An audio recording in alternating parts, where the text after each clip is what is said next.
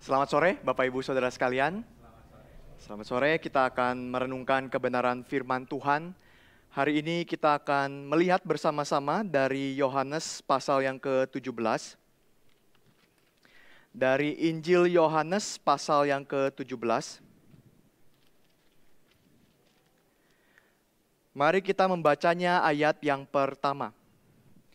Injil Yohanes pasal yang ke-17, ayat yang pertama. Saudara, mari kita membacanya bersama-sama. LAI memberikan judul doa Yesus untuk murid-muridnya. 1, 2, 3. Demikianlah kata Yesus, lalu ia menengadah ke langit dan berkata, Bapa, telah tiba saatnya, permuliakanlah anakmu, supaya anakmu mempermuliakan engkau. Mari sama-sama kita kembali berdoa kepada Tuhan. Bapa di surga, kami sungguh memohon Engkau hadir di tengah-tengah kami. Dan biarlah Engkau yang bersama dengan kami memberikan kami firman-Mu, agar kami dapat mengerti kehendak Tuhan di dalam kehidupan kami. Agar kami dapat bertumbuh di dalam iman kami kepada Tuhan, dan menikmati cinta Tuhan, kasih Tuhan, dan seluruh berkat Tuhan yang Engkau berikan sendiri kepada kami.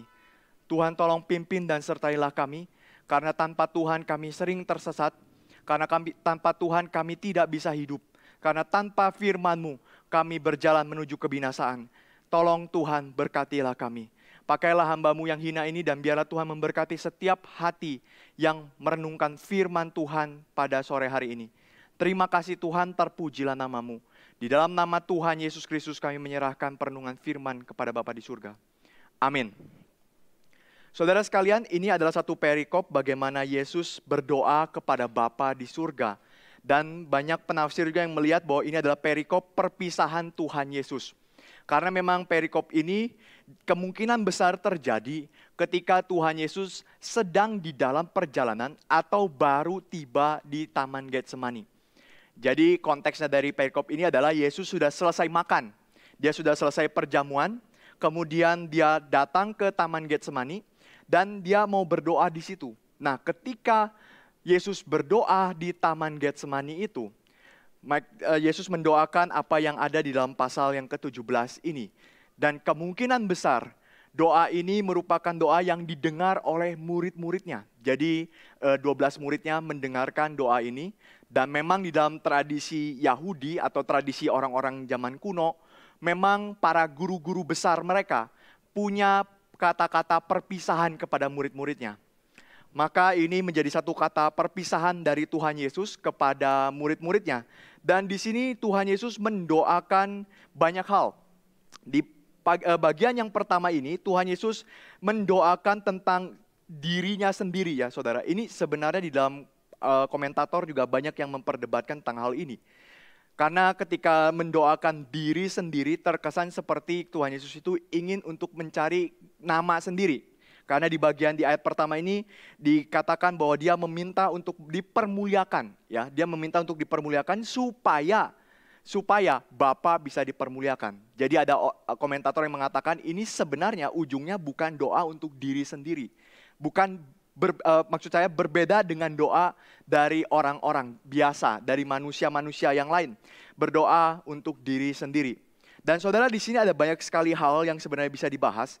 Tetapi saya mau mengkerucutkan kepada satu hal atau lebih tepatnya satu kalimat yang akan kita bahas pada sore hari ini. Yaitu mengenai telah tiba saatnya. Telah tiba waktunya. Di dalam terjemahan bahasa Inggris dikatakan the hour has come. The hour has come. Nah saudara sekalian, ketika kita sekarang berbicara mengenai waktu. Apa itu waktu? Apa definisinya dari waktu? Apakah ketika kita mengatakan Senin, Selasa, Rabu, Kamis itu adalah waktu? Apakah ketika kita mengatakan jam 1, jam 2, jam 3 itu adalah waktu? Apa sesungguhnya yang dimaksud dengan waktu? Saudara, ketika kita merenungkan tentang waktu, waktu adalah sesuatu yang terus berjalan ke depan. Waktu tidak bisa kembali ke belakang, ya, meskipun di dalam film-film Hollywood banyak yang membuat film tentang time machine, bagaimana seorang bisa kembali ke masa lalu, bagaimana orang bisa kembali bahkan kepada ratusan tahun yang lalu. Tetapi saudara sekalian, ketika kita hidup di zaman ini, setidaknya sampai saat ini ya saudara, belum ada teori yang bisa membuktikan kita bisa berjalan ke belakang atau kita bisa mundur ke belakang. Waktu dipakai untuk mundur ke belakang, tidak ada. Tapi sekarang manusia mengerti bahwa waktu itu terus berjalan ke depan. Terus berjalan ke depan. Dan bukan saja waktu berjalan ke depan, Bapak Ibu Saudara sekalian, waktu juga adalah suatu hal yang tidak bisa dihentikan. Tidak bisa dihentikan. Kita bisa pause video yang ada di laptop kita. Kita bisa pause musik dari yang ada di gadget kita. Tetapi kita tidak pernah mengatakan atau kita tidak pernah bisa untuk pause waktu. Hanya 1 detik saja berhenti waktu. Tidak bisa terjadi. Maka waktu adalah suatu hal yang tidak bisa diberhentikan. Dan waktu juga adalah suatu hal yang tidak bisa dipercepat. Tidak bisa dipercepat. Waktu tidak bisa dihentikan. Waktu tidak bisa dipercepat. Waktu juga tidak bisa diperlambat. Dan waktu ini berjalan seperti berjalan pada dirinya sendiri begitu saja. Manusia berada di dalam waktu dan waktu itu berjalan ke depan. Seperti menggiring manusia untuk terus berjalan ke depan. Yang manusia sendiri seperti tidak punya kekuatan atau tidak punya kuasa apapun untuk mengotak-atik waktu. Untuk merubah-rubah waktu. Maka saudara sekalian, dengan demikian kita akan melihat waktu ini sebenarnya apa sih? Ada seorang pemikir bernama Isaac Newton. Dia berusaha untuk mendefinisikan waktu. Dan dia mengatakan saudara sekalian bahwa waktu itu adalah hal yang disebut absolute independent.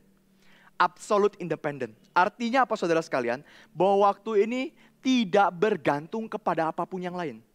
Maka dia mengatakan waktu ini without regard to anything external. Tidak ada yang bisa mengotak-atik waktu. Tidak ada yang bisa mengubah-ngubah waktu. Karena waktu ini berjalan secara absolut. Dia berjalan terus. Dan dia berjalan secara independen. Yang tidak bisa diganti atau dirubah-rubah oleh yang dari luar. Maka saudara sekalian, ketika kita melihat kepada waktu. Waktu tidak bergantung kepada apapun. Waktu tidak bergantung pada apapun. Waktu berjalan dengan sendirinya tanpa interupsi. Tetapi saudara sekalian, kalau kita berpikir seperti demikian, apakah berarti manusia tidak bisa melihat atau tidak bisa mengerti atau tidak bisa mengakses waktu? Tidak bisa tahu tentang waktu? Tidak juga. Karena manusia mengetahui waktu. Melalui apa? Melalui alat bantu yang lain. Jadi waktu itu diketahui oleh manusia melalui alat bantu yang lain. Yaitu apa? Menurut Isaac Newton, dia mengatakan waktu itu diketahui dengan alat bantu yang lain, yaitu matematika. Maka saudara sekalian, ketika kita melihat waktu, ya, kita melihat waktu itu ditutup atau kita melihatnya dengan alat bantu lain, yaitu secara matematis. Manusia membuat alat perhitungan waktu. Manusia membuat alat, ya seperti kita melihat tahun, bulan, hari, kemudian kita melihat jam, 24 jam, ada perhitungannya, menit, detik, dan lain sebagainya, saudara sekalian.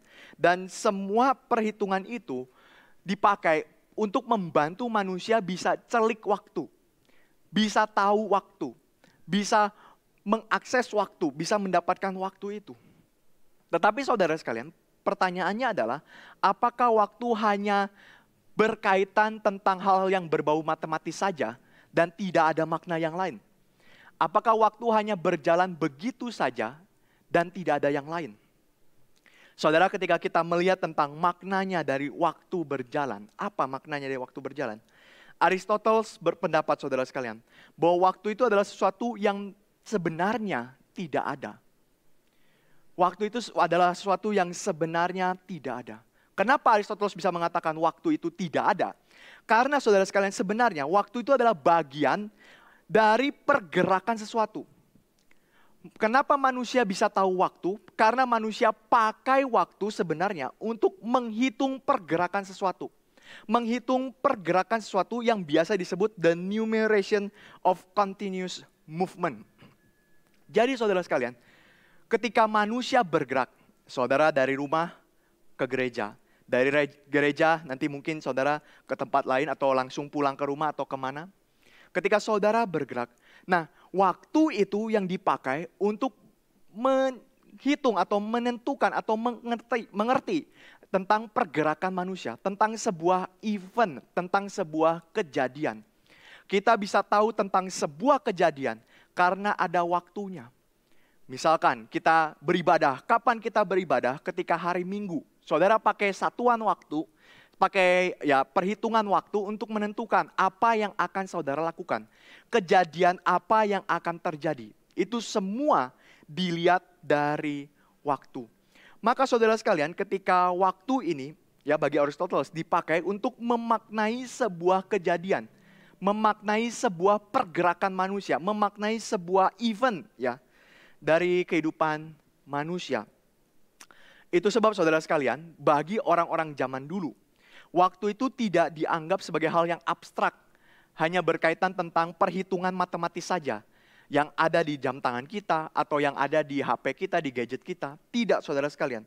Karena waktu itu adalah suatu hal yang menggambarkan atau bisa memberikan penilaian kepada sebuah kejadian, kepada sebuah event. Atau di dalam orang zaman dulu mereka menganggap ini sebagai sebuah periode di dalam kehidupan manusia. Sebuah periode dari kehidupan manusia. Waktu adalah hal yang real tentang periode hidup manusia. Maka manusia mengerti tentang periode hidup itu dari waktu. Yang dilihat baik atau buruknya dari waktu yang ada, saudara sekalian. Nah, biasanya saudara sekalian mereka percaya bahwa periode ini terus berjalan. Ada periode dari kehidupan manusia. Kejadiannya begini, terus berjalan saudara sekalian. Sampai membentuk sebuah siklus waktu. Sampai membentuk sebuah lingkaran waktu. Yang akan berjalan terus sampai ke bawah. Setelah sampai ke bawah akan naik lagi ke atas. Di restart ulang. Jadi kembali lagi ya saudara. Ya, ini pemikirannya dari orang-orang zaman dulu. Mereka punya pikiran ada siklus waktu yang berputar. Nah, ini biasanya berkaitan juga dengan kepercayaan orang kuno, terutama kepercayaan orang Yunani misalkan, saudara sekalian. Orang Yunani itu berpikir bahwa waktu itu pada dirinya membentuk lingkaran di mana manusia hidup di dalamnya. Jadi mereka tidak lihat waktu itu bergerak secara progresif, secara linear, secara linear panjang, tidak. Tetapi waktu itu bergerak dengan melingkar yang akan kembali lagi ke titik mulanya. Ke titik awalnya, ke titik restartnya. Nah saudara sekalian, pertanyaannya adalah ketika waktu berjalan, berputar, ketika periode itu berjalan berputar, pertanyaannya, putarannya itu kemana? Arah putarannya itu kemana? Banyak orang-orang di dalam tradisinya zaman kuno mengatakan bahwa arah putarannya itu semakin lama semakin menurun. Semakin lama semakin buruk. Kehidupan manusia dari awalnya baik, sangat baik sekali. Kemudian mulai rusak, mulai cacat, mulai rusak kembali. Sampai akhirnya hancur total. Kemudian balik lagi, direstart ulang ke awal lagi. Balik lagi ke awal lagi, berputar lagi ke atas. Dan ia ada perkataan dari seorang tokoh juga mengatakan bahwa di dalam pemikirannya orang-orang tradisional, mereka punya pikiran yang berputar seperti ini di dalam tradisi mereka, di dalam kebudayaan mereka. Ada naik, ada turun. Ada yang di atas, ada zaman atau periode yang mereka sedang di atas, ada periode di mana mereka sedang di bawah. Dan itulah yang terus berjalan. Itulah yang terus berjalan, berputar demikian saudara. Sehingga mereka orang-orang zaman dulu memaknai waktu sebagai hal yang terus berjalan menuju kerusakan. Periode manusia itu berjalan menuju hal yang semakin lama semakin bobrok. Dan saudara tanpa sadar, kita percaya tentang hal ini di zaman kita. Saya dulu pernah lihat ada satu truk ya saudara sekalian. Biasanya di belakang truk itu ada banyak tulisan-tulisan yang aneh-aneh. Selain aneh, tulisannya juga kadang-kadang kreatif juga saudara. Bisa pikirnya ke sana gitu ya, bisa ada pikiran yang seperti itu. Dan waktu itu saya lihat ada satu truk. Kemudian di truk itu belakangnya ada lukisan, ada gambaran lah. Gambaran dari presiden kedua kita, yaitu Bapak Soeharto. Kemudian ketika gambaran itu ada, di sebelahnya itu ada satu kalimat mengatakan, enak zamanku toh. Kalimatnya hanya itu saja, nggak ada lagi yang lain. Enak zamanku toh. Nah saudara, kadang-kadang kita suka berpikir seperti ini ya. Bahwa kehidupan sekarang itu makin rusak.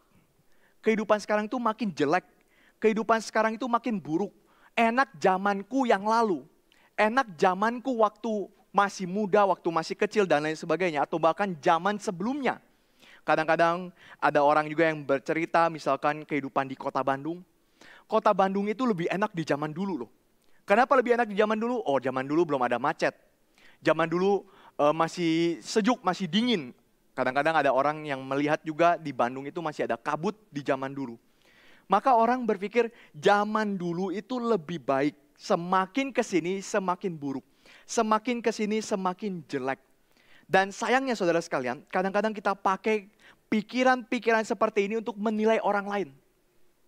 Kamu lahir tahun berapa? Tahun 2000 ke atas. Oh, zaman kamu mas sudah zaman buruk sekali ya. Kamu zaman sudah tidak mengalami apa yang saya alami. Zaman saya itu lebih prior, lebih bagus, lebih tinggi zaman saya itu, lebih bagus, lebih baik daripada zamanmu. Daripada ya sekarang kamu seperti ini, kamu mah payah sekali dan lain sebagainya, saudara. Kita kadang-kadang menilai orang dengan cara demikian. Dan tanpa sadar saudara sekalian, sebenarnya kita sedang mengikuti pemikiran dari orang-orang yang tidak mengenal Tuhan di zaman lampau. Karena mereka percaya saudara sekalian, semakin lama manusia hidup, zaman ini semakin jelek, semakin rusak, semakin bobrok. Dan zaman yang bobrok ini saudara sekalian, maka membuat manusia atau seluruh kebudayaan manusia punya motif kehidupan. Apa motif kehidupannya saudara? Menurut Oswald Spengler, dia mengatakan ada 4 motif kehidupan. Yaitu dari lahir, tumbuh, rusak, dan mati. Lahir, tumbuh, rusak, dan mati. Saudara, di dalam tradisinya Timur, kita tahu pemikiran ini dari orang-orang Buddhis misalkan. Orang-orang Buddhis melihat tentang ya motif seperti ini. Dari lahir, kemudian bertumbuh, besar, dan akhirnya sakit, dan kemudian mati juga.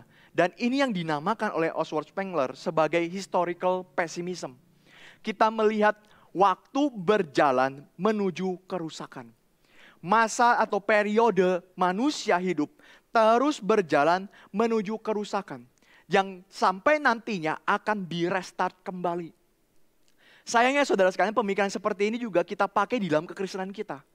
Kekristenan kita berpikir hal yang seperti demikian saudara. Waktu terus jalan, terus rusak, terus menurun. Sampai nanti tiba saatnya Tuhan akan merestart kembali semuanya dari awal. Nah saudara, ini adalah satu pemikiran yang tidak mengerti ya dari kebenaran firman Tuhan. Karena sebenarnya Tuhan tidak pernah bawa kita balik lagi ke keadaan awal. Saudara, eskatologi nanti kita itu tidak balik lagi ke zaman Adam, enggak. Tidak balik lagi ke dalam kondisinya Adam, tidak. Tetapi eskatologinya kita itu ada lebih naik, lebih tinggi, ada progresif yang lebih daripada zamannya Adam. Tapi banyak orang yang berpikir demikian sehingga ketika mengatakan, oh Tuhan akan datang, nanti akan ada kiamat. Berarti apa? Oh restart lagi dari awal. Berarti mulai lagi dari awal. Tidak saudara sekalian. Itu adalah pemikiran dari orang-orang yang tidak kenal Tuhan. Yang memaknai waktu itu sebagai periode yang berputar terus menuju kepada kehancuran. Dan saudara, pemikiran ini berbeda dengan orang Yahudi. Ya orang Yahudi punya pikiran yang sangat unik tentang waktu. Dan bagi mereka saudara, waktu itu berjalan bukan semakin buruk. Waktu berjalan bukan berputar semakin lama semakin buruk. Tidak. Tetapi bagi orang Yahudi, mereka berpikir bahwa waktu itu berjalan semakin lama semakin baik. Endingnya dari seluruh periode itu adalah hal yang menjadi puncak dari segala kebaikan. Maka saudara sekalian, ada perkembangan waktu yang terus perlahan terjadi di dalam pemikirannya orang Yahudi. Sehingga mereka melihat endingnya itu adalah yang paling baik, yang paling mutakhir, yang paling baik ya, yang paling baik. Dan saudara sekalian, ketika kita melihat pemikiran Yahudi begini, mungkin kita bertanya, kalau begini pemikiran Yahudi, apa mereka tidak pikir tentang dosa? Bukankah efek dosa itu sangat merusak? Bukankah efek dosa itu sangat menghancurkan? Manusia hidup di dalam dosa. Manusia hidup di dalam kehancuran dosa. Tetapi saudara sekalian, bagi orang Yahudi, Allah memberikan manusia kepercayaan untuk menjadi alat pembaruan, saudara. Kenapa bisa demikian? Karena nanti ujungnya, puncaknya adalah, saudara, di dalam dunia ini, masa itu akan berjalan kepada masa yang paling puncak ketika Mesias akan turun untuk memberesi semuanya. Mesias akan turun membawa kedamaian. Mesias akan turun membawa kebenaran Tuhan, membawa kerajaan surga ke tengah-tengah bumi. Dan ini adalah masa klimaks yang paling tinggi yang mereka nanti-nantikan. Zaman akan bergeser, periode akan bergeser dari periode yang rusak sekarang menjadi periode yang masuk ke dalam zaman keemasan begitu ya. Dipegang oleh Mesias yang akan hadir di tengah-tengah dunia ini. Maka seorang rabi bernama Rabbi Yitzhak Greenberg, dia mengatakan satu kalimat saudara, bahwa orang Yahudi punya pemikiran tentang waktu di dalam directionnya atau arah yang positif. Arah yang positif. Semakin lama semakin baik. Dunia ini akan terus berjalan dari keadaan sekarang yang penuh dengan konflik, keadaan sekarang yang penuh dengan penderitaan, keadaan sekarang yang penuh dengan dosa, penuh dengan peperangan, yang nantinya akan mendapatkan atau akan masuk ke dalam satu keadaan ultimate redemption. Dia katakan ultimate redemption, di mana Mesias akan turun dan akan merubah, memperbarui semuanya. Maka saudara, orang Yahudi percaya mereka akan melihat dunia ini menjadi Taman Eden, Taman Firdaus, taman yang begitu indah, yang Mesias akan ada di sana, saudara. Jadi mereka percaya setelah manusia jatuh dalam dosa, saudara, waktu itu berprogres lebih baik. Karena apa? Mendekati atau mendatangi keadaan atau mendatangi zaman di mana Mesias akan turun ke bumi ini. Dan pemikiran seperti ini sangat merubah total dari seluruh pemikiran akan waktu. Karena orang-orang zaman dulu berpikir semakin buruk dengan pikiran yang berputar. Tapi orang Yahudi tidak berpikir waktu itu berputar. Waktu itu adalah suatu hal yang linear. Berjalan terus. Tidak akan kembali lagi, tidak akan. Tidak akan balik lagi ke awal, tidak akan. Ini adalah suatu hal yang terus berjalan sampai Mesias turun ke tengah-tengah dunia. Maka Mesias akan turun sekali selamanya membawa kedamaian di tengah-tengah bumi ini. Dan saudara, inilah pemikiran dari orang Yahudi ketika mereka memandang waktu. Dan inilah yang dimiliki juga oleh para murid Kristus. Mereka mengharapkan Kristus membawa zaman yang rusak itu masuk ke dalam zaman yang penuh dengan kedamaian, penuh dengan keadilan, penuh dengan kemuliaan karena Mesias turun di tengah-tengah dunia ini. Dan pengharapan mereka sangat besar kepada Kristus untuk mewujudkan itu. Meskipun saudara sekalian mereka tidak tahu apa tujuan Kristus datang ke dalam dunia. Yang mereka tahu adalah Kristus pasti akan membawa perubahan besar ini. Dia bukan orang sembarangan. Dia bukan orang biasa-biasa saja. Dia adalah Mesias yang akan membawa perubahan ini. Maka mereka menantikan apa yang akan terjadi dengan Kristus ketika ada di dalam dunia ini. Mereka mengharapkan Kristus menggulingkan kerajaan Romawi misalkan. Dan kembali menyatukan Israel di bawah kerajaan Mesias itu. Maka saudara sekalian ketika di perikop ini, di pasal 17, Yesus mengatakan bahwa inilah waktunya, inilah saatnya. Murid-murid merasakan kebahagiaan yang luar biasa sebenarnya. Dan dengan perasaan yang bertanya-tanya, apa yang akan terjadi selanjutnya? Saudara, tema waktu ini sebenarnya tema khas dari Yohanes. Karena Yohanes membahas tentang waktu itu 9 kali di dalam Alkitab. Di dalam Injilnya ada 9 kali berkata waktunya belum tiba, waktunya belum tiba, waktunya sudah tiba. Dan ini menjadi satu progresif ya. Yohanes menulis dari awal Injil ini ada, pasal awal Injil ini sampai kepada akhirnya pasal 17 adalah pasal terakhir. Yohanes berbicara waktunya sudah tiba. Dan inilah saatnya. Inilah saat yang sudah tiba. Bahwa Kristus mengatakan hal demikian. Orang Yahudi, murid-muridnya akan berpikir, inilah saatnya. This is it. This is it. Kita akan menerima pemulihan dari Tuhan. Nah saudara sekalian, kadang-kadang banyak sekali orang yang gagal mengerti tentang tema ini. Gagal mengerti apa yang Kristus akan lakukan. Banyak orang yang mengklaim pekerjaan Tuhan itu sama dengan ambisi mereka. Tuhan harus ikut ambisi saya. Tuhan harus ikut apa yang saya inginkan. Dan apa yang manusia inginkan? Semua orang pengen langsung bahagia. Semua orang pengen langsung senang. Semua orang pengen langsung dapatkan kesuksesan dan sebagainya dengan cara yang cepat, dengan cara yang instan, dan dengan mengatakan inilah waktunya. Inilah waktunya. Waktu apa? Waktu ketika saya sudah berada di puncak. Waktu ketika saya sudah sukses. Waktu ketika saya sudah bahagia. Waktu ketika saya sudah mencapai seluruh hal yang saya inginkan di dalam hidup ini. Inilah waktunya.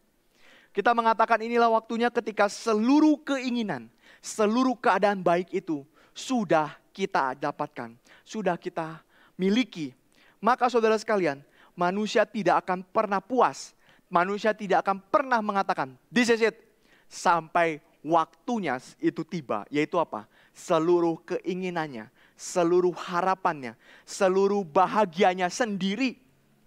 Itu bisa tercapai di dalam kehidupannya. Dan inilah yang para murid inginkan. Apa ujungnya? Apa intinya? Apa kebahagiaan yang diinginkan? Pemulihan. Pemulihan. Maka para murid sungguh mendambakan waktunya tiba bagi mereka untuk memulihkan mereka. Dan saudara sekalian, sebenarnya motif ini ada banyak di surat Yohanes, di Injil Yohanes, maafkan. Di Injil Yohanes. Bagaimana para murid seperti mendesak Kristus untuk segera menghadirkan waktu ini. Para murid seperti mendesak, bukan hanya murid saudara, kita nanti akan lihat bukan hanya murid. Tetapi ini merefleksikan kepada pembaca bahwa sepertinya mereka sedang mendesak bahwa Yesus harus segera membawa pemulihan itu tiba. Yesus harus segera membawa masa eskatologis itu tiba sekarang juga. Dan saudara, ada beberapa pasal yang akan kita lihat. Kita akan bahas beberapa pasal tentang hal ini. Yang pertama adalah di dalam pasal yang kedua, saudara. Dalam pasal kedua. Jadi baru dari pasal pertama, Injil Yohanes menyatakan tentang Kristus, terang dunia, dan lain sebagainya.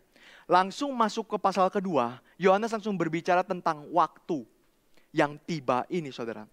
Di pasal kedua kita tahu ini tentang perjamuan di Kana. Tuhan Yesus dengan ibunya, dengan Maria, dan dengan murid-muridnya semua diundang untuk perjamuan ini. Kemungkinan besar ini adalah kerabat dekatnya. Sehingga Yesus hadir di dalam perjamuan itu. Dan saudara sekalian, ketika perjamuan itu berlangsung, kita tahu ceritanya bahwa anggur itu habis, ya, sudah habis anggurnya, dan Maria meminta pertolongan kepada Tuhan Yesus.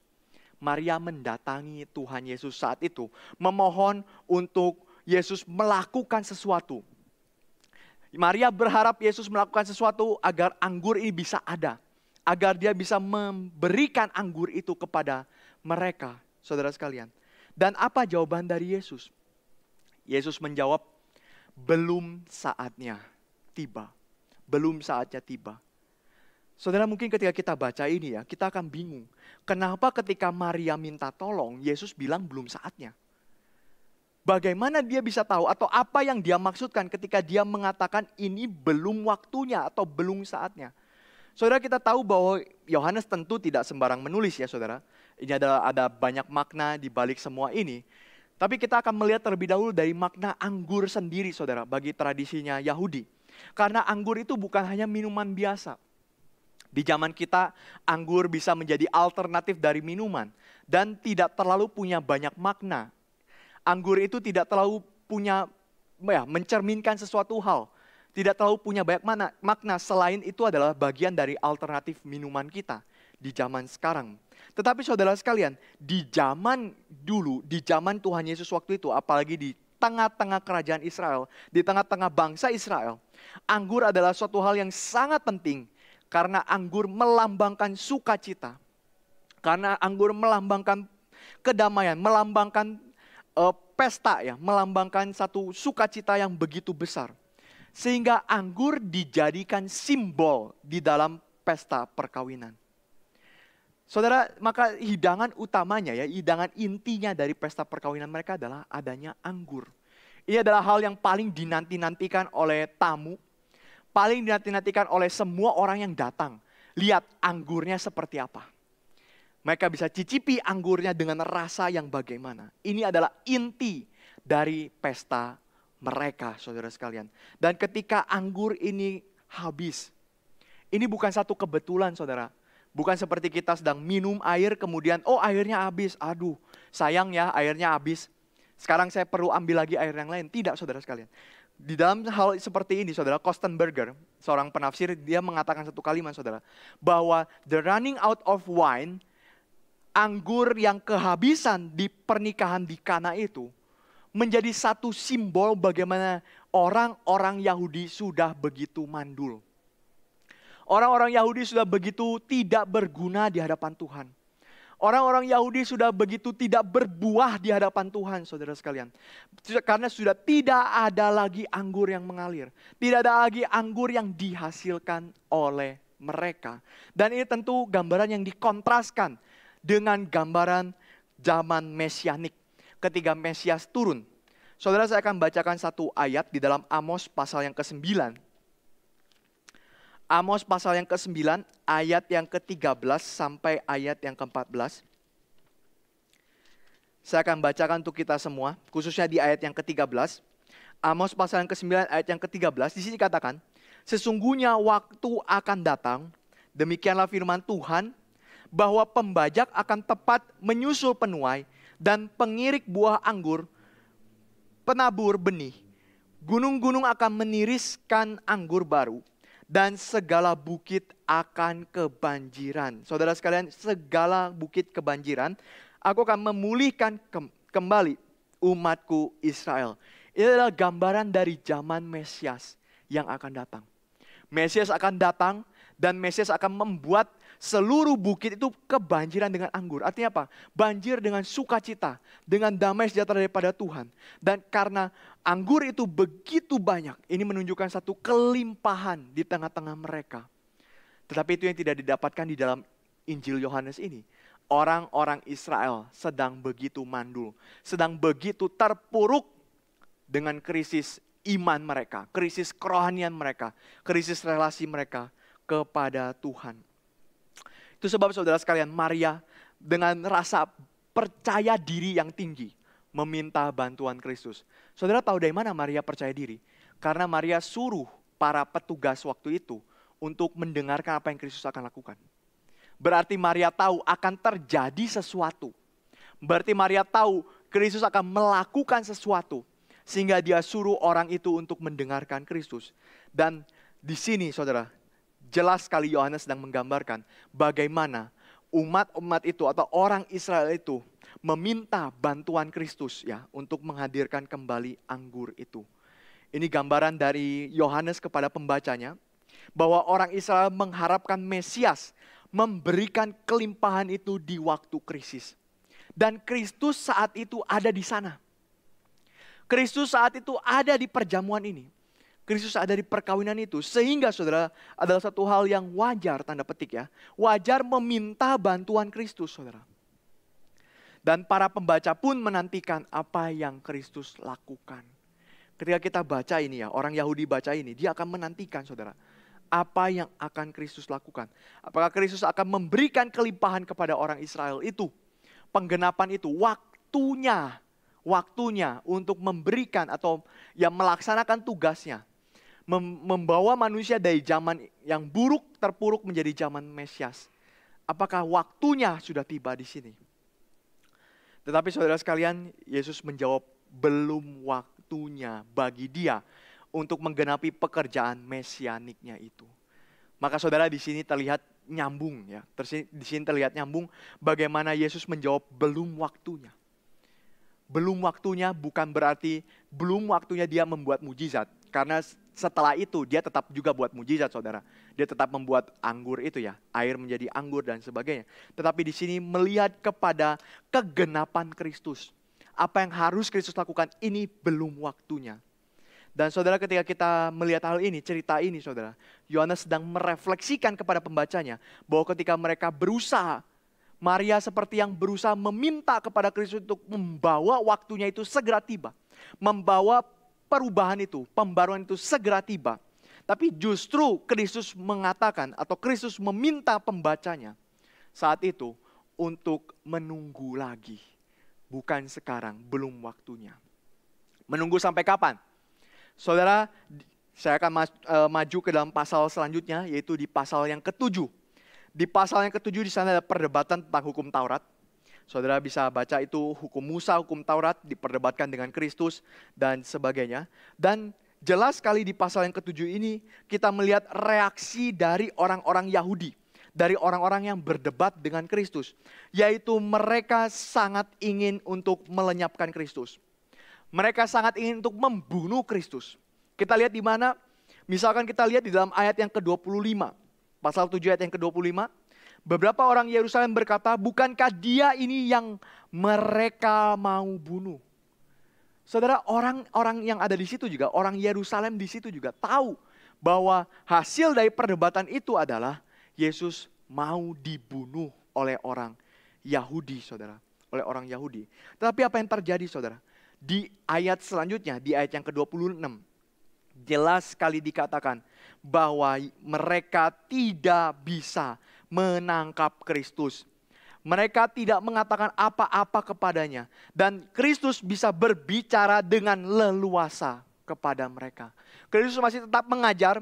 Kristus tetap masih berjalan-jalan waktu itu. Berkeliling mengajar dan sebagainya. Dan ketika kita melihat hal ini saudara sekalian. Yohanes seperti menuliskan sindiran kepada orang Yahudi. Bahwa meskipun mereka begitu marah kepada Yesus. Tapi lihat. Yesus tidak bisa mereka tangkap. Dan kenapa Yesus tidak bisa mereka tangkap? Jawabannya ada di ayat yang ke-30 saudara. Di sini Yohanes dengan jelas mengatakan mereka berusaha menangkap dia. Tetapi tidak ada seorang pun yang menyentuh dia. Sebab saatnya belum tiba. Saat bagi Kristus untuk menggenapkan pekerjaannya. Yaitu tentu saja pembaca sekarang kita bisa mengerti pekerjaannya adalah naik ke salib. Bukan pekerjaan yang dimaksud oleh para murid. Ketika Kristus harus naik ke salib. Orang-orang Yahudi itu seperti mendesak Yesus untuk segera mati sekarang. Seperti yang mendesak Yesus untuk segera mengakhiri hidupnya sekarang. Tetapi jelas sekali Yohanes mengatakan belum saatnya. Saatnya belum tiba. Dan di sini saudara kita bisa melihat bahwa waktu itu adalah miliknya Tuhan. Bukan miliknya orang-orang Yahudi itu. Bukan miliknya orang-orang yang lain. Kita bisa lihat bahwa ketika waktu Tuhan belum tiba, mereka tidak bisa melakukan apa-apa. Dan saudara ketika membaca seperti ini, saya coba merefleksikan dengan pembaca mula-mula. Dengan gereja mula-mula. Dan saya merasakan, saya melihat bahwa seharusnya ini menjadi satu penghiburan besar bagi mereka. Kenapa menjadi penghiburan saudara? Ini seharusnya menjadi kekuatan bagi pembaca saat itu. Yang sedang berhadapan dengan pengajaran-pengajaran bidat. Yang sedang berhadapan dengan banyak sekali penganiayaan. Yang berusaha untuk memecahkan gereja. Ada ajaran-ajaran gnostik, ajaran-ajaran doketisme, ajaran-ajaran yang lain. Bahkan mereka harus bertarung seperti bertarung ya saudara. Mereka harus berdebat, mereka harus seperti yang ribut dengan orang-orang Yahudi. Dengan ajaran-ajaran Yahudi yang menentang Kristus sebagai Mesias. Dan ini seharusnya memberikan satu penghiburan kepada para pembaca saat itu. Ketika melihat seperti ini. Para pembaca waktu itu, gereja saat itu menghadapi apa yang dihadapi oleh Kristus. Orang Yahudi marah kepada Kristus. Orang Yahudi geram kepada Kristus. Orang Yahudi mengejar Kristus supaya bisa dibunuh, bisa dimatikan. Dan itu juga yang bisa mereka rasakan. Itu juga mereka alami. Mereka dikejar oleh orang Yahudi. Mereka dimarahi oleh orang Yahudi. Orang Yahudi begitu benci kepada orang Kristen saat itu. Bahkan saudara sekalian gereja saat itu. Sebagian besar penganiayaan yang terjadi kepada orang Kristen saat itu. Banyak yang diinisiasi oleh orang Yahudi. Orang Yahudi sendiri yang mengadukan. Orang Yahudi sendiri yang memecahkan diri dengan ya orang-orang Kristen. Menghina dan lain sebagainya saudara sekalian. Banyak yang terjadi karena orang Yahudi. Bukan saja karena orang Romawi saudara. Maka kita melihat saudara, ketika mereka merasakan itu, ini seharusnya menjadi penghiburan bagi mereka. Bahwa kuasa Tuhan atau waktunya Tuhan, ketika waktunya Tuhan belum tiba, maka mereka tidak ada yang bisa menyentuh mereka ketika waktunya belum tiba itu. Nah saudara sekalian, bukankah ini menjadi satu penghiburan juga bagi kita? Tentang waktu Tuhan. Seringkali manusia menghakimi Allah dengan sok hebat. Kita sering berusaha untuk mengajar Allah. Dengan cara apa? Kita tentukan sendiri waktunya kapan. Tuhan, waktunya belum sekarang. Harusnya waktunya tahun depan. Harusnya waktunya berapa tahun lagi. Harusnya waktunya besok. Atau harusnya waktunya sudah lampau. Kemarin dan lain sebagainya. Kita membuat agenda kita sendiri. Saudara, ketika kita membuat perencanaan. Ketika kita membuat jadwal. Ketika kita membuat satu rencana ke depan. Ke masa yang akan datang, saudara. Apa yang kita lakukan. Siapa yang ada di tengah-tengah rencana kita itu. Banyak kali orang membuat rencana, di tengah-tengahnya adalah diri sendiri. Kenapa rencana ini bisa berhasil? Kenapa rencana ini bisa sukses? Rencana ini untuk siapa? Semua diarahkan kepada diri. Karena ini untuk saya. Karena ini bagi kebahagiaan saya. Dan saya sendiri yang kerjakan ini sendirian. Maka orang perlahan-lahan, bahkan zaman sekarang saudara, banyak orang yang tidak lagi libatkan Tuhan. Tidak lagi melibatkan Allah. Tidak lagi merenungkan apa yang Allah inginkan. Tidak lagi berpikir bagaimana saya bisa memuliakan Allah dari pekerjaan saya ini. Dari rencana yang saya buat ini. Tidak lagi saudara. Semua berfokus kepada diri. Semua berfokus kepada menguntungkan diri sendiri. Sehingga kita hidup dengan perasaan yang sebenarnya tidak perlu Allah. Hati-hati saudara sekalian ketika kita sering melangkahi Tuhan. Dengan mengatakan Tuhan ini waktunya. Tuhan itu waktunya. Pertanyaan saya adalah, kenapa kita bisa bilang ini waktunya? Dari mana kita bisa bilang ini waktunya? Banyak orang yang mengatakan, ya karena ini menguntungkan saya. Ini ada peluang, ini ada celah yang sangat menguntungkan saya. Ini ada peluang, ada celah di mana saya bisa dapat uang banyak dari celah ini. Maka ini waktunya, saya harus ambil supaya saya bisa kaya. Saudara, berapa banyak orang yang kita bicara tentang korupsi misalkan. Kolusi, nepotisme, sogok menyogok dan lain sebagainya. Kenapa bisa terjadi saudara sekalian? Karena berpikir ini waktunya. Saya sudah jabatan terakhir ini, sudah tahun terakhir. Kalau tidak tahun ini saya ambil uang, saya tidak mungkin lagi punya kesempatan. This is it, saya harus ambil sekarang juga. Maka saudara sekalian, kita menentukan ini waktunya berdasarkan apa? Yang untung buat saya. Yang bawa kebaikan buat saya. Ada orang juga yang menentukan ini waktunya, kenapa? Karena saya sudah berjuang bertahun-tahun. Saudara, kadang-kadang kita memakai perjuangan kita. Bukan berarti tidak boleh berjuang. Saudara harus berjuang di dalam seluruh tanggung jawab kita. Kita harus berjuang bersama-sama. Tapi sering kali kita pakai perjuangan kita sebagai kesombongan kepada Tuhan. Tuhan, saya sudah berjuang loh bertahun-tahun. Tuhan, saya sudah kerjakan banyak hal loh bertahun-tahun. Kenapa Tuhan belum kasih juga sama saya? Kita tuntut Tuhan, kita desak Tuhan. Tuhan, kapan waktunya? Tuhan berikan apa yang saya inginkan. Kenapa Tuhan harus berikan? Karena saya sudah berjuang bertahun-tahun. Saya sudah capek Tuhan. Saya sudah begitu letih. Saya pengen itu segera terjadi, saudara. Maka kita berusaha untuk atur Tuhan. Kita berusaha mengatakan, Tuhan sekarang waktunya, saya sudah tidak tahan lagi. Sekarang waktunya. Harus sekarang waktunya untuk apa yang saya harapkan terjadi. Atau ada orang juga saudara yang mengatakan inilah waktunya. Kenapa? Karena itu sesuai dengan seluruh rencana yang dia kerjakan. Saya sudah persiapkan ini. Ketika saya sudah mempersiapkan A, B, C, D, maka di dalam pemikiran manusia pasti E yang harus terjadi. Pasti ini yang harus terjadi. Kenapa itu harus terjadi? Karena saya sudah siapkan semua. Saya sudah rencanakan semua. Saya sudah pikir semua. Dan ini semua harus menuju kepada satu hal ini. Maka di dalam perencanaan saudara sekalian, kita kembali memaksa Tuhan. Pokoknya harus sampai ke sini. Segala kesuksesan saya, segala perencanaan saya, segala kepintaran saya sudah dicurahkan. Yang harus menghasilkan hal seperti ini yang sudah saya harapkan. Sehingga banyak orang yang ketika hal itu tidak terjadi, kecewa sama Tuhan, marah sama Tuhan, pergi cari dukun, pergi cari agama yang lain, pergi cari orang-orang yang lain. Saya nggak mau sama Tuhan, karena apa? Tuhan saya jahat. Tuhan saya tidak memberikan apa yang saya inginkan. Tuhan tidak memberikan apa yang saya harapkan saya bisa dapat. Apa yang diharapkan? Segala kesuksesan, segala kehebatan. Pokoknya ketika saya memimpin saudara, ini waktunya. Ketika saya memimpin, semua akan baik-baik saja. Karena siapa? Karena ada saya. Saudara, ini orang yang sangat kurang ajar dan punya iman yang sangat kerdil. Kalau Patong bilang ini imannya sangat kerdil. Dan saya mau mengibaratkan ini dalam satu cerita, saudara. Kita tahu tentang kapal Titanic ya. Kapal Titanic itu berlayar dari 10 sampai 15 April 1912. Ini sebelum Perang Dunia Pertama terjadi.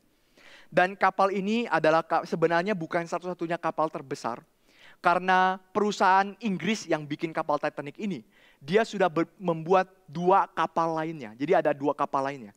Ada saya lupa kapal pertama apa, Titanic kapal kedua, dan ada kapal ketiga. Ini sama-sama kapal raksasa, sama-sama kapal yang besar. Dan ini melayar dari Inggris, dari kota Southampton sampai ke New York. Itu ada ratusan kilometer, membawa 2.000 lebih penumpang di sana. Tapi yang menarik adalah saudara sekalian, si pembuatnya kapal Titanic ini, yang merancang Titanic ini, dia mengatakan satu kalimat. Lihat kapal yang besar ini. Bahkan Tuhan pun tidak bisa menenggelamkan kapal ini. Saudara, kenapa dia bisa begitu sombong? Kenapa dia bisa begitu yakin? Karena setelah saya teliti, saudara, setelah saya lihat, saudara, manusia membuat kapal-kapal besar bukan saat itu saja, tidak. Manusia membuat kapal besar sudah sejak tahun 1800-an. Banyak kapal-kapal besar yang sudah dibuat oleh manusia. Dan tidak ada kapal besar yang tenggelam karena pelayarannya. Saudara, saya coba cek satu persatu kapal-kapal itu. Mereka memang sudah tidak lagi menjadi kapal yang paling besar, karena ada kapal di tahun selanjutnya yang menjadi paling besar, tahun selanjutnya menjadi paling besar. Tapi tidak pernah ada tulisan di dalam catatan mereka, kapal itu tenggelam di dalam pelayaran. Sehingga saudara sekalian, di sini kita bisa lihat bahwa ketika manusia membuat kapal besar, hampir memang tidak mungkin di dalam sejarah ya, hampir tidak pernah di dalam sejarah kapal itu tenggelam. Maka orang ini bisa bersombong. Mengatakan, gak mungkin lah sepanjang sejarah kapal lain tidak tenggelam, kapal ini pun pasti tidak tenggelam. Dan selain itu saudara sekalian, kecanggihan teknologi, kecanggihan saat itu ya, kapal Titanic itu yang paling mutakhir saat itu, yang paling bagus, paling punya teknologi, paling maju dan sebagainya saudara. Membuat perancangnya mengatakan ini adalah kapal terbesar yang tidak mungkin ditenggelamkan, bahkan oleh Tuhan sekalipun. Saudara, tetapi pemikiran seperti ini adalah pemikiran orang yang sangat sombong sekali. Dan kadang-kadang kita melakukan hal itu saudara. Pasti ini yang terjadi, gak mungkin yang lain. Kita dengan yakin, dengan pede, ketika merencanakan sesuatu, pasti ini yang terjadi. Tapi apa yang terjadi saudara sekalian? Kapal Titanic tenggelam di pelayarannya. Pelayaran perdananya, kapal itu tenggelam. Terpecah-pecah menjadi beberapa bagian. Dan tidak pernah lagi bisa melayar, tidak pernah lagi bisa dipakai oleh manusia. Ditinggalkan di dasar laut. Saudara sekalian, di sini kita melihat kembali kepada Yohanes yang mengatakan hati-hati. Bukan kita yang pegang waktu. Bukan kita yang bisa menentukan inilah saatnya Tuhan. Bukan. Tapi semua adalah Tuhan yang pegang. Kita akan masuk ke dalam pasal yang ke-8, saudara. Pasal yang ke-8 di sana Yesus bertemu dengan perempuan berzina, ya. Dan seluruh ahli Taurat itu jelas dikatakan seluruh rakyat di situ mengepung Yesus. Mengepung Yesus dan mereka sudah mempersiapkan strategi yang paling bagus, yang paling baik untuk menjebak Kristus. Sehingga saudara sekalian, ketika mereka membuat strategi ini, mereka langsung pikir, Yesus pasti mati saat ini juga. Yesus pasti terjebak saat ini juga. Jebakannya apa saudara sekalian? Mereka bertanya, saudara, ini perempuan yang sudah berzina harus diapakan? Hukum Taurat mengatakan orang berzina harus dilempari batu. Tetapi saudara, di sisi yang lain, ketika Yesus mengatakan, oke, orang ini harus dilempari batu, dia sudah melanggar hukum Romawi, penghakiman yang dilakukan oleh sendiri. Dia membunuh orang itu secara ilegal, menghakimi orang itu secara ilegal, dan dia melanggar hukum Romawi. Saudara, ini sudah dirancang, sudah diperlihatkan oleh orang Yahudi. Yesus pasti terjebak di sini. Dia bilang iya, kena orang Romawi. Dia bilang tidak, berarti dia melanggar hukum Taurat. Dia jelas sekali perbedaannya dengan orang Yahudi. Dia melanggar hukum Taurat. Tapi saudara sekalian, apa yang terjadi? Menarik saudara sekalian. Ketika manusia sudah merencanakan Yesus pasti akan kena. Pasti akan mati. Yang terjadi adalah satu persatu orang itu akhirnya meninggalkan Yesus. Sudah siap-siap mau lempar batu, semua tinggalkan Yesus dan pergi, saudara sekalian. Maka di sini kita lihat, saudara, bahkan kalau kita melihat di dalam perikop selanjutnya, Yesus berdebat dengan orang Farisi, dan di dalam perdebatan itu, saudara, Yesus menyamakan levelnya dengan Allah. Mengklaim diri sebagai Allah. Tentunya adalah hal yang sangat-sangat menjadi penghujatan bagi orang Yahudi. Karena apa, saudara sekalian? Gampang saja di tengah-tengah komunitas kita saja di Indonesia yang percaya kepada monoteisme. Apakah saudara akan langsung percaya kepada orang yang mengatakan, saya Tuhan, saya ini Allah, sembahlah kepada saya? Ketika saudara mendengarkan hal itu, pasti saudara akan merasakan aneh, bingung, mencibir, menertawakan. Dan saudara tidak akan langsung berpikir, apa benar ya dia Tuhan ya? Apa mungkin ya dia adalah sungguh-sungguh Allah? Tidak, saudara. Karena kita berada di zaman atau di dalam konteks negara kita yang monoteisme. Tetapi saudara sekalian, itu jugalah yang terjadi kepada orang-orang Yahudi. Yesus menyamakan dirinya sebagai Allah. Dan respon dari orang Yahudi adalah, ya orang Yahudi ingin langsung menangkap Yesus. Ini ada di pasal yang ke-8 ayat yang ke-20. Jadi saudara bisa melihatnya. Langsung ingin menangkap Yesus ketika dia mengajar. Tetapi saudara sekalian, sekali lagi, yang terjadi adalah tidak bisa ditangkap. Kenapa nggak bisa tertangkap? Karena Yohanes menuliskan alasannya kembali. Waktunya belum tiba. Waktunya belum tiba. Saudara, Reader Boss mengatakan satu hal tentang hal ini. Sebenarnya ketika di ayat 20 itu dikatakan jelas ya, Yesus dekat perbendaharaan. Waktu ia mengajar di dalam bait Allah. Ini sebenarnya satu tempat yang bagi Reader Boss, satu tempat yang sangat terbuka. Satu tempat yang sangat mudah aksesnya bagi siapapun yang ada di sekitar Yesus. Untuk menangkap dia, untuk langsung membunuh dia dan sebagainya, saudara. Ini adalah tempat yang terbuka bagi Yesus untuk bisa langsung ditangkap oleh mereka. Tetapi tidak ada yang tangkap Yesus. Tidak ada, karena waktunya belum tiba. Jadi saudara sekalian, dari motif-motif ini kita melihat bagaimana berkali-kali sebenarnya saudara sekalian, manusia berusaha untuk memberikan atau memaknai waktu sendiri dengan mengintervensi Tuhan. Di dalam perikop Maria tadi, banyak orang yang begitu confident, banyak orang yang begitu sombong, ingin mengatakan ini segera waktunya Tuhan. Tuhan harus bekerja membawa kebaikan bagi saya sekarang. Banyak orang yang mengatakan ketika mendoakan orang sakit, katakan harus sembuh, pokoknya sekarang harus sembuh. Kalau nggak sembuh gimana? Oh nggak apa-apa, ulang lagi.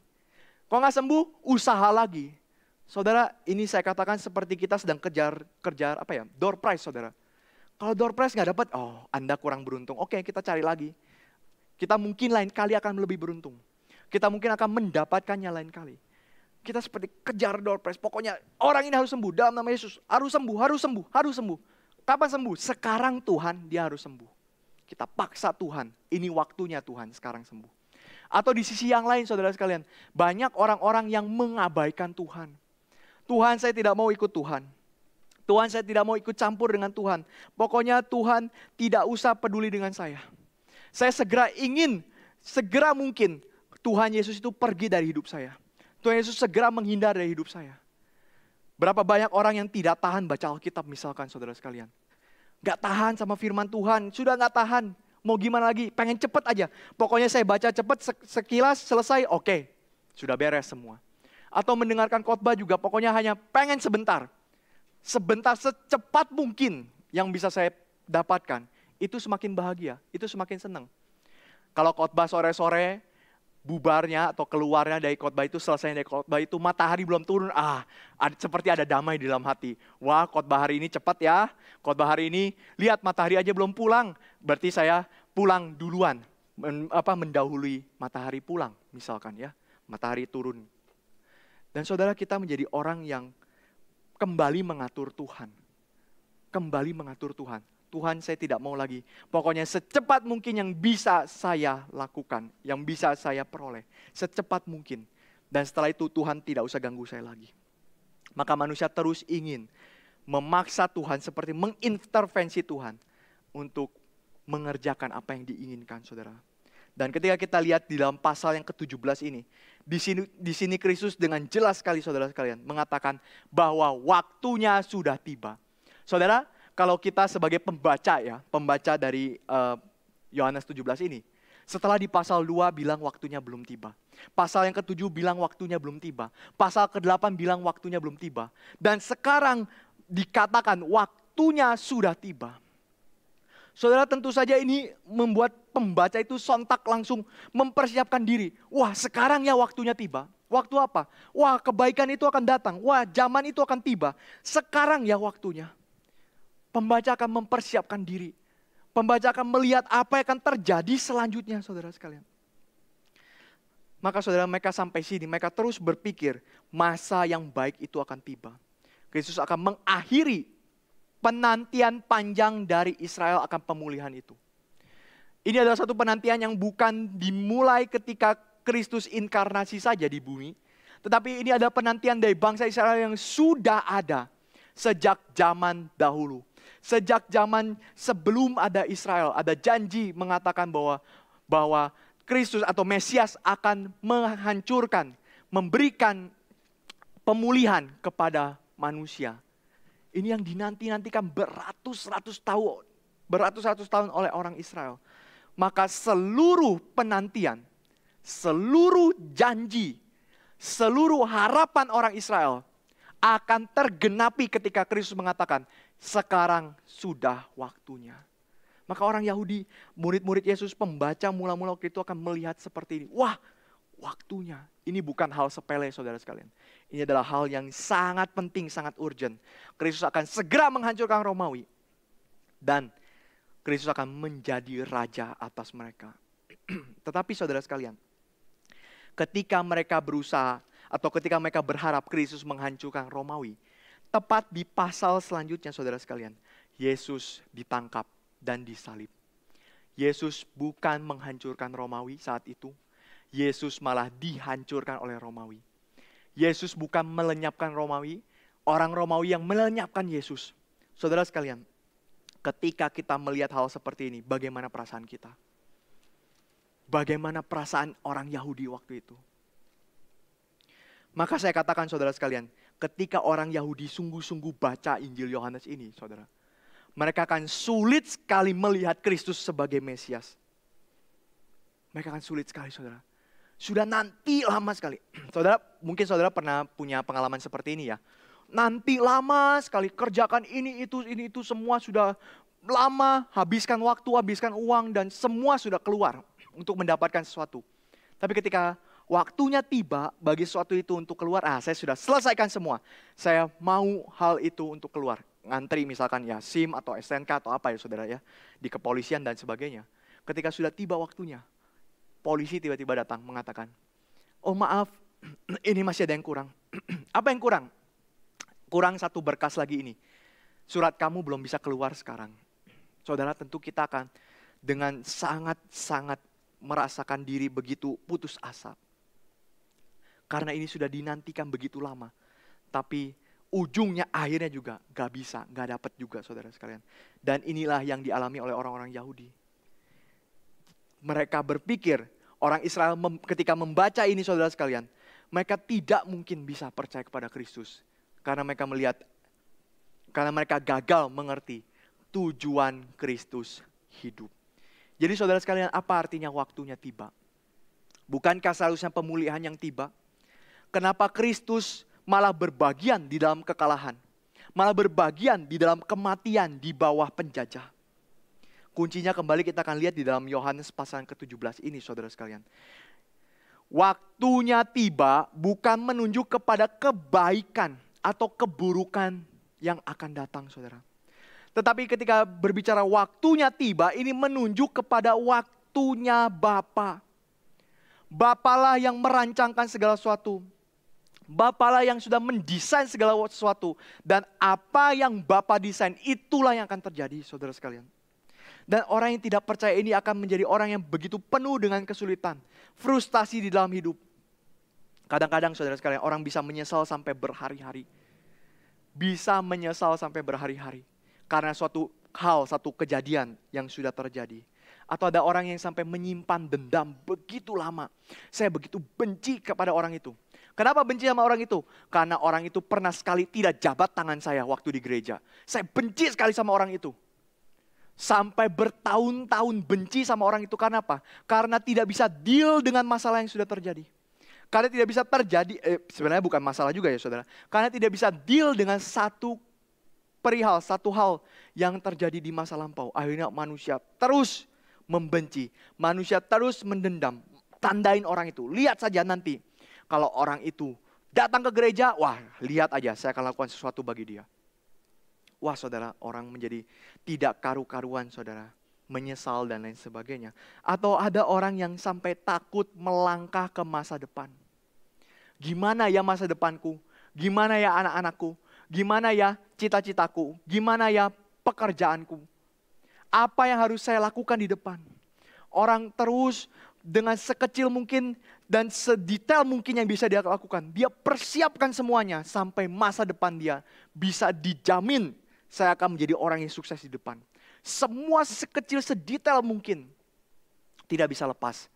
Semua dipersiapkan untuk menjadi orang sukses di depan. Misalkan saudara sekalian, sampai banyak orang yang tidak bisa tidur misalkan. Aduh di depan begini gimana ya, gak bisa tidur saudara. Banyak orang yang gak bisa makan bahkan untuk menghadapi masa yang sesuatu hal yang akan terjadi.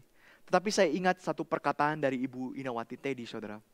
Dia mengatakan satu kalimat, seluruh hal yang sudah terjadi itu adalah ketetapan Allah. Semuanya. Pendeta Billy juga pernah mengatakan hal yang sama saudara. Seluruh hal yang sudah terjadi itu adalah ketetapan Allah yang dikehendaki oleh Allah. Yang dikehendaki oleh Allah. Dan apa yang ada di depan, masa yang akan datang pun, itu adalah hal yang ada di tangannya dia. Saudara, ini adalah prinsip yang harus kita pegang baik-baik. Bahwa Tuhanlah yang sungguh-sungguh pegang dan mengendalikan waktunya. Tuhan punya rencana atas hidup kita. Dia yang tetapkan dan itu pastilah yang terjadi. Itu sebab saudara sekalian di dalam Pengkhotbah 3 ayat yang ke-11 dikatakan segala sesuatu akan indah pada waktunya. Kadang-kadang orang suka berpikir salah tentang hal ini. Kita hibur orang, segala sesuatu akan indah pada waktunya ya, tenang saja. Apa artinya saudara? Segala sesuatu akan indah pada waktunya. Banyak orang yang berpikir bahwa segala sesuatu indah pada waktunya itu berarti satu hal yang akan terjadi dengan sendirinya. Sekarang lagi suwe nih. Sekarang lagi sial sekarang. Aduh, makanya nggak dapet ini. Nanti suatu saat itu akan berputar ya. Seperti tadi saudara, perputaran itu akan berputar. Nah, waktu saya sedang untung, nah inilah waktunya yang terjadi. Karena apa? Terjadi dengan sendirinya. Terjadi karena satu hal yang natural, yang random bahkan saudara sekalian. Terjadi dengan sendirinya. Tapi bukan itu saudara. Ketika waktunya sudah terjadi. Bukan seperti ketika kita menanam biji bunga. Biji bunga ditanam, kemudian biji itu yang tadinya tidak indah, yang tadinya tidak bagus, yang tadinya biasa saja. Akhirnya mulai bertumbuh menjadi bunga yang begitu cantik. Kemudian kita kata, nah sekarang saatnya. Kenapa? Karena sudah jadi bunga yang bagus. Sekarang sudah jadi bunga yang bagus. Bukan saudara. Tidak seperti itu. Indah pada waktunya bukan menunjuk kepada suatu hal yang terjadi secara natural sendirinya. Tetapi indah pada waktunya. Nya di situ adalah nya kepada Tuhan. Waktunya Tuhan. Diri Tuhan. Dengan kata lain saudara sekalian. Segala sesuatu akan indah di dalam Tuhan. Berdasarkan apa yang Tuhan sudah tetapkan. Yang kita bisa hidupi di dalam kehidupan kita. Dan ini adalah pelajaran yang bisa kita pelajari saudara sekalian. Waktu hidup ditentukan oleh kehendak Bapa, bukan terjadi dengan sendirinya saudara sekalian. Dan ketika Allah sudah menetapkannya, menetapkan seluruh waktu, menetapkan seluruh hal, saudara, apa respon dari manusia? Respon dari manusia adalah taat kepada Dia. Taat kepada Allah saudara. Banyak orang berkata, oke, saya mau taat. Iya, saya mau taat kepada Tuhan. Tapi kalau ada syaratnya ya. Syaratnya apa? Syaratnya kalau itu menguntungkan saya. Kalau saya untung, maka saya mau taat sama Tuhan. Kalau itu baik sesuai pikiran saya, maka saya mau taat kepada Tuhan. Tapi saudara sekalian, di sini Kristus tidak sedang negosiasi dengan Bapa. Bapa di surga, tolong saya mau negosiasi dengan Bapa. Saya tidak mau dicambuk ya, tolong Tuhan jangan dicambuk ya. Gak ada saudara. Di sini Kristus bersatu dengan Bapa. Di sini Kristus tidak negosiasi dengan Bapa saudara. Tetapi di sini Kristus mempraktekkan ketundukan dan kebergantungan yang penuh kepada Bapa di surga. Saudara, ada satu istilah yang John Owen katakan, yaitu learn obedience saudara. Kristus sedang learn obedience ketika dia harus naik ke atas salib. Kristus sedang learn obedience. Apa bedanya saudara? Manusia learn to obey, bukan learn obedience. Tapi Kristus learn obedience. Apa bedanya dua hal ini? Menurut John Piper saudara sekalian. Learn obedience itu artinya apa? Artinya adalah Kristus membuktikan ketaatannya melalui penderitaan yang harus dia pikul. Kristus bukan sebelumnya belum taat. Kristus bukan sebelumnya melawan Tuhan, kemudian ketika dalam periode kejadian salib ini, Kristus akhirnya taat kepada Tuhan. Dari melawan menjadi taat, tidak saudara sekalian. Tetapi Kristus dari awal, dari kekekalan, dari dulu, Kristus taat kepada Tuhan. Tidak ada pemberontakan, tidak percaya saudara, ini tidak percaya antara Tritunggal ini. Tetapi sekarang, ketaatan Kristus itu dibuktikan dengan dia memikul penderitaan yang ada.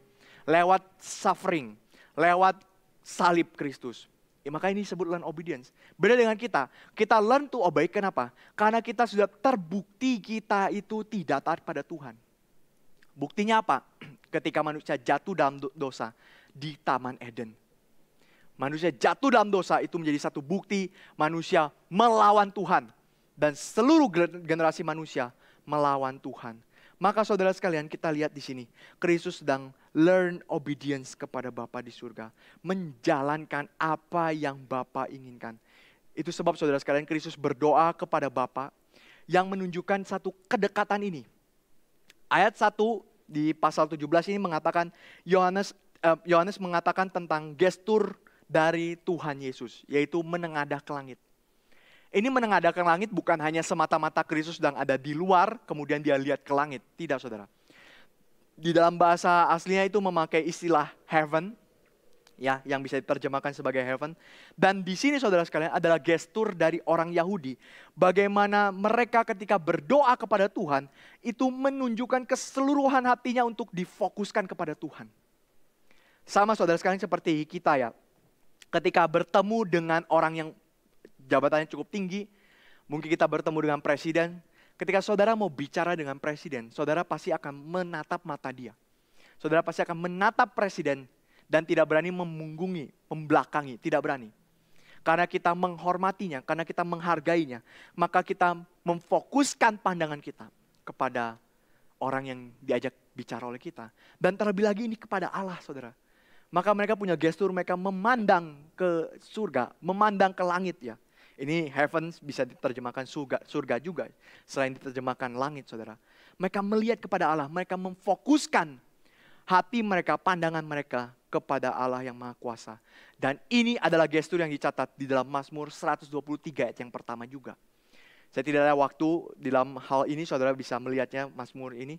Jadi saudara sekalian, ketika orang melihat menengadah ke langit, itu adalah satu simbol berbicara menatap Allah dengan keseriusan hati, berdoa dengan kesungguhan hati. Itu sebab ketika orang Farisi ya berdoa kepada Tuhan, lihat ke atas, kemudian dia berdoa dengan sekuat tenaganya, berdoa terlihat sangat saleh sekali. Kristus begitu mengecam orang ini. Karena apa? Gesturnya seperti melihat kepada Tuhan, tetapi hatinya begitu munafik. Kristus mengecam orang ini, dan Kristus malah menghargai orang yang tidak berani melihat, tetapi berdoa di dalam hatinya. Dan saudara sekalian, sayangnya saudara, banyak orang Kristen yang seperti ini. Tidak fokuskan hidup kepada Allah, melainkan kepada hal yang lain. Apa yang kita kejar saudara dalam hidup kita? Apa yang mau kita isi di dalam waktu-waktu hidup kita? Kita banyak disibukkan oleh yang lain. Bukan dengan kemuliaan Allah, bukan dengan kepentingan Allah, bukan dengan hal yang berkaitan dengan Allah. Kita banyak disibukkan dengan hal-hal lain yang di luar Allah, saudara sekalian. Di luar Allah. Banyak orang yang mensibukkan diri hanya untuk mengejar uang, mengejar harta, kedudukan, dan sebagainya, saudara sekalian. Bahkan mereka mengatakan, jangan ganggu saya Tuhan dengan privasiku seperti ini. Saudara, saya sering mengatakan banyak orang Kristen yang datang melihat menjadi orang saleh hanya ketika di gereja saja.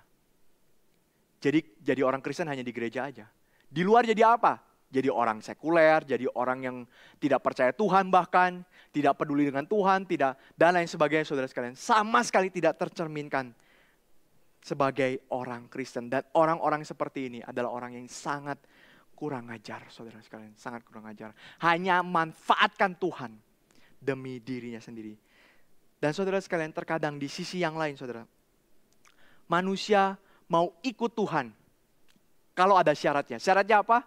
Yaitu menyenangkan hati saya. Di sisi yang lain saudara, manusia juga mau ikut Tuhan. Kenapa? Pasrah.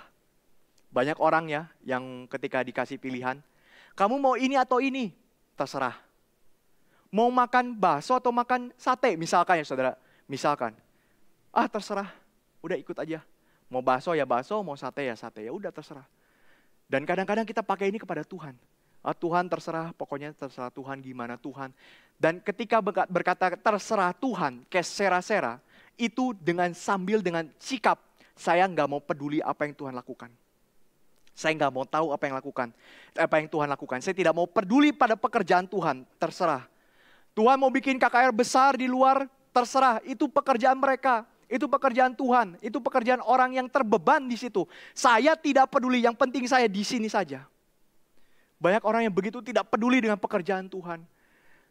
Banyak orang yang begitu pasif saudara. Ya sudah, gereja mau lakukan ini ya. Ya udah, terserah gereja. Saya nggak mau berbagian, saya nggak mau peduli. Biarkan saya di posisi saya sekarang. Dan saudara, di sini kita lihat saudara. Apakah orang seperti ini yang taat? Bukan saudara. Karena Kristus dilakukan itu. Ketika Kristus taat, bukan berarti Kristus menjadi orang yang begitu pasif saudara. Tidak. Ada satu komentator yang ketika mengatakan hal ini, dia memberikan satu kalimat yang sangat menarik saudara sekalian. Bahwa ketika Kristus berdoa, waktunya tiba Bapa, waktunya tiba. Ini sedang menunjukkan bahwa Kristus sedang sesegera mungkin ingin salib itu segera tiba kepada dia saudara. Karena dia tahu bahwa Bapa dipermuliakan. Di ayat ini kan bicara Bapa dipermuliakan. Ketika Bapa dipermuliakan itu hanya melalui salib. Dan ini waktunya Bapa dipermuliakan. Maka berikan salib itu kepadaku. Biarkan salib itu yang aku terima. Untuk nama Tuhan dipermuliakan. Untuk Bapa dipermuliakan. Saudara, apakah kita bisa seperti ini? Apakah kita punya kerohanian, punya hati yang seperti ini? Kristus aktif naik ke salib. Dia menyerahkan dirinya saudara sekalian. Maka ketika Kristus diam di hadapan Pilatus dan semua orang-orang yang menghakimi dia. Bukan diam karena pasif. Tapi diam karena dia memang menyerahkan dirinya kepada mereka. Untuk naik ke atas kayu salib. Saudara, berapa banyak kita melakukan hal ini kepada Tuhan. Seringkali kita tahu bahwa apa yang terjadi di depan kita akan memuliakan Tuhan. Meskipun itu harus menghancurkan hidup kita. Meskipun itu harus membuat kita mengeluarkan hal begitu besar. Saya tidak berani mengatakan berkorban ya saudara sekalian. Karena tidak ada bandingannya kita berkorban dengan Tuhan saudara. Itu bukan pengorbanan. Tapi itu adalah suatu hal yang harusnya keluar dari dalam hati kita. Untuk memberikan apa yang diperlukan. Tapi banyak orang mengatakan saya tidak mau. Sudah biarkan yang lain saja. Kalau itu bicara tentang hal yang enak-enak, yang asik-asik, yang oke-oke, yang sehat, yang bahagia, barulah saya mau, oke, mana Tuhan? Mana? Saya mau berbagian dalam hal yang menyenangkan. Saya mau berbagian di dalam hal yang begitu menyukakan hati saya. Tapi ketika itu adalah pelayanan-pelayanan yang sulit, pelayanan-pelayanan yang begitu tidak terjangkau, hal-hal yang akan memuliakan Tuhan, tetapi begitu banyak hal yang harus diberikan. Banyak orang mengatakan, nanti dulu Tuhan, jangan saya. Nanti dulu, jangan saya. Saudara sekalian, bisakah kita memiliki hati seperti Kristus? Meskipun itu akan membunuh dia. Dia berani katakan, demi kemuliaan nama Tuhan. Saya berani menjalankan ini. Saya lakukan ini. Karena inilah rencana Bapa. Inilah rencana Bapa. Maka saudara sekalian, ini menjadi satu teladan bagi kita. Ketundukan itu bukan ketika kita lihat, oh itu bagus ya, saya mau ikut. Oh itu baik ya, saya mau ikut. Oh itu sesuai dengan pikiran saya mau ikut. Tuhan tidak sesuai dengan pikiran saya nggak mau ikut. Saudara, itu bukan tunduk. Saudara, itu bukan tunduk. Tetapi ketundukan adalah suatu iman, menyerahkan seluruh hidup kita bagaimana Tuhan mengatur semuanya. Sehingga ketika waktunya tiba, apapun yang Tuhan rencanakan saudara, hati kita siap mengikut Tuhan. Hati kita siap mengikut Tuhan. Jadi saudara sekalian, kalau kita kembali kepada pertanyaan kita di awal, apa itu waktu? Apa itu waktu? Dunia memaknai waktu sebagai kesempatan untuk mendapatkan kesenangan. Waktu adalah bagian untuk mendapatkan kesenangan. Ini saatnya saya mendapatkan kesenangan. Ini saatnya saya mendapatkan keuntungan, kemuliaan, kekuatan. Ketika itu semua yang ada, maka saya katakan inilah waktunya. Ini memang waktunya. Ini waktu yang tepat bagi saya untuk mendatangkan sukacita bagi diri. Atau di sisi yang lain, ada orang yang mengatakan waktu itu apa? Waktu dimaknai dengan berserah.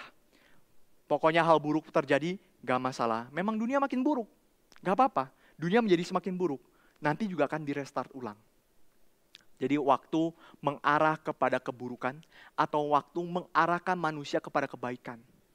Tetapi saudara sekalian, di dalam Yohanes ini, kita melihat bahwa ketika kita merenungkan apa itu waktu, waktu tidak dimaknai saudara berdasarkan apa yang mendatangkan kebaikan bagi saya. Atau apa yang mendatangkan keburukan bagi saya. Tetapi saudara, waktu dimaknai dengan bagaimana kita menjalankan kehendak Bapa. Karena ialah sang pemilik waktu. Kita masih diberikan waktu oleh Tuhan. Kita masih diberikan hari demi hari, jam demi jam, bulan demi bulan, dan tahun demi tahun. Kita masih diberikan umur yang panjang oleh Tuhan. Waktu begitu banyak kita jalani. Dan kita jalani waktu itu untuk apa? Untuk apa? Apakah kita mengatakan ini adalah kesempatan bagi saya untuk bisa taat kepada kehendak Tuhan? Ini adalah kesempatan bagi saya untuk bisa mengikut Tuhan dengan sungguh-sungguh. Karena dialah yang mengatur seluruh kehidupan saya. Saudara, tanpa kita taat kepada Tuhan, manusia akan hidup dengan frustasi, hilang arah. Karena berusaha terus untuk mengatur agendanya dengan kekuatan sendiri. Pokoknya begini, pokoknya begini. Tetapi ketika kita percaya bahwa waktu adalah milik Tuhan, waktu adalah milik Tuhan, kita seharusnya menyerahkan hidup kita, waktu kita kepada Tuhan. Patong mengatakan satu istilah ya, dinamis saudara, dinamis. Saya dulu waktu awal masuk STT, saya sangat jengkel sekali dengan orang yang ngomong dinamis saudara. Kenapa saya jengkel? Saya nggak jengkel sama Patongnya saudara. Tapi orang yang meresepsi apa yang Patong katakan dan menjadikan itu sebagai alasan untuk bermalas-malasan. Ada KKR besar, kita dinamis aja, nggak usah siapin apa-apa, udah gimana nanti, gimana waktunya aja. Begitu waktunya tiba, oh ternyata ada ini, puji Tuhan, Tuhan sudah siapkan semua. Saya tinggal bawa semua, beres. Ada kacau, ada rusak, ada apa, nggak apa-apa lah. Nggak usah beres-beresin, dinamis aja. Dinamis menjadi kata yang dipakai untuk menjadi alasan berbuat malas, tidak peduli, dan lain sebagainya saudara. Maka saya waktu itu sangat jengkel sekali, dan saya pengen tahu, Patong ngomong apa sebenarnya waktu dia bicara tentang dinamis. Dan saya baru temukan saudara sekalian, dinamis bukan itu. Kita dinamis itu bukan kita melepas tanggung jawab, kemudian keser-ser terserah Tuhan. Enggak saudara sekalian, tidak. Tapi dengan tanggung jawab kita gunakan seluruh yang kita punya, seluruh tanggung jawab kita, selalu hal yang terbaik dipersembahkan kepada Tuhan. Dan kita persembahkan seluruhnya kepada Tuhan, sehingga apapun hasil yang terjadi saudara sekalian, itu tidak akan membuat kita begitu menyalahkan diri. Itu tidak akan membuat kita begitu merasa penyesalan yang begitu besar karena mengandalkan kekuatan kita. Tapi karena kita sudah mengandalkan Tuhan. Karena kita sudah menyerahkan semuanya kepada Tuhan. Maka hidup kita bisa dengan damai, dengan tenang. Bukan tanpa tanggung jawab. Dengan tanggung jawab, dengan keseriusan, kita tetap bisa menjalankan hidup kita. Maka saudara sekalian, ketika kita tahu waktu ada di tangan Tuhan, kenapa saudara pakai banyak pilihan, keputusan, kegiatan, dan apapun di dalam hidup saudara yang lain untuk memaknai waktu saudara? Kalau saudara tahu seluruh waktu dipakai oleh Tuhan, seluruh waktu dimiliki oleh Tuhan, kenapa saudara masih izinkan hal-hal lain selain Tuhan memaknai waktu saudara? Memaknai hidup saudara. Kenapa saudara sekalian? Maka mari kita belajar kepada apa yang sudah Kristus lakukan. Sudahkah kita berdoa seperti Kristus? Di dalam seluruh hidup kita, kita mengatakan, Bapa, waktumu sudah tiba. Entah itu baik bagi saya, entah itu buruk bagi saya, apapun yang terjadi dalam hidup saya, kuserahkan semua kepadamu demi kemuliaan nama Tuhan. Sehingga di dalam hidup kita, kita hanya mengatakan satu kalimat, Soli Deo Gloria. Amin. Mari kita berdoa. Kami bersyukur untuk anugerah-Mu Tuhan, kami bersyukur untuk kesempatan bisa mendengarkan firman Tuhan. Ajar kami Tuhan memaknai waktu kami, memaknai hidup kami dengan berarti di hadapan Tuhan. Kami mau menyerahkan hidup kami kepada Tuhan, kiranya Engkau yang menolong kami Tuhan, mau mempersembahkan seluruhnya bagi Tuhan. Bukan bagi diri kami sendiri, bukan bagi kepentingan kami. Kami sungguh mau memuliakan Tuhan di dalam waktu kami. Izinkan kami berbagian Tuhan di dalam apa yang kami, di dalam kemuliaan Tuhan, di dalam pekerjaan Tuhan yang begitu besar. Ajar kami untuk peduli dan lebih mempedulikan Tuhan di dalam kehidupan kami. Terima kasih Tuhan, terpujilah nama-Mu. Di dalam nama Tuhan Yesus Kristus kami berdoa. Amin.